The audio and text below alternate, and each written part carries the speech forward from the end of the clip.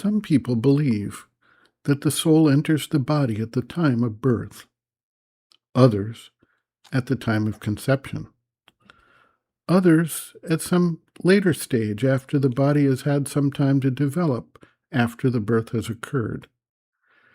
This leads to serious arguments and even policy decisions about contraception, abortion, and the timing of various types of developments in the growing child.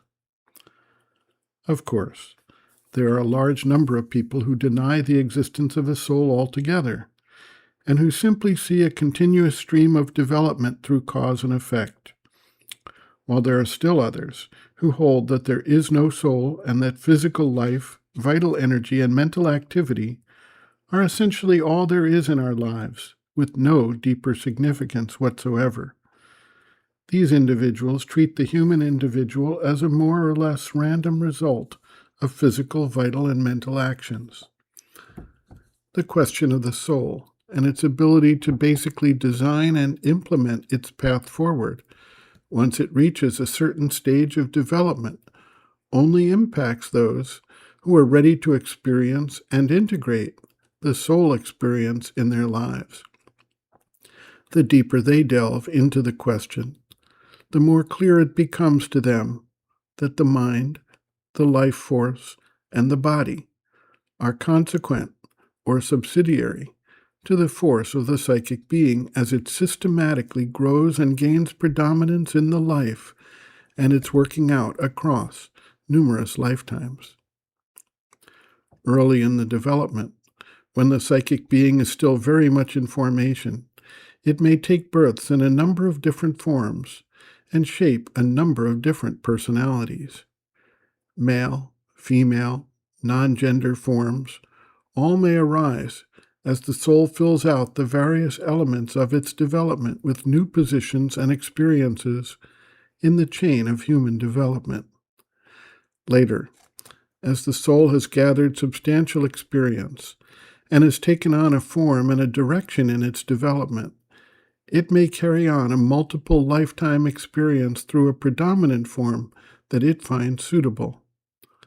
There is, however, no fixed rule that governs all souls, but rather a fluid and flexible approach that takes into account the development stage of the soul, the needs for further experience and developmental activity, and the stage of the universal manifestation and its requirements. As we see in the example of the reincarnation of the High Lamas of Tibet, preparation may take place even during the prior lifetime, at or close to the time of death.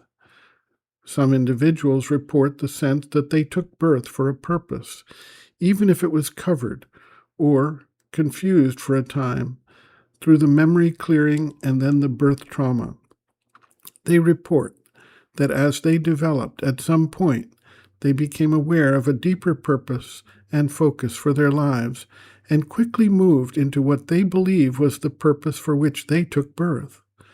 This, of course, is a subjective response, not quantifiable in any outward form, but is frequent enough to warrant serious consideration. Sri Aurobindo notes, quote, "Usually a soul follows continuously the same line of sex. If there are shiftings of sex, it is, as a rule, a matter of parts of the personality which are not central. As regards the stage at which the soul returning for rebirth enters the new body, no rule can be laid down, for the circumstances vary with the individual. Some psychic beings get into relation with the birth environment and the parents from the time of conception, and determine the preparation of the personality and future in the embryo. Others join only at the time of delivery, others even later on in the life, and in these cases it is some emanation of the psychic being which upholds the life.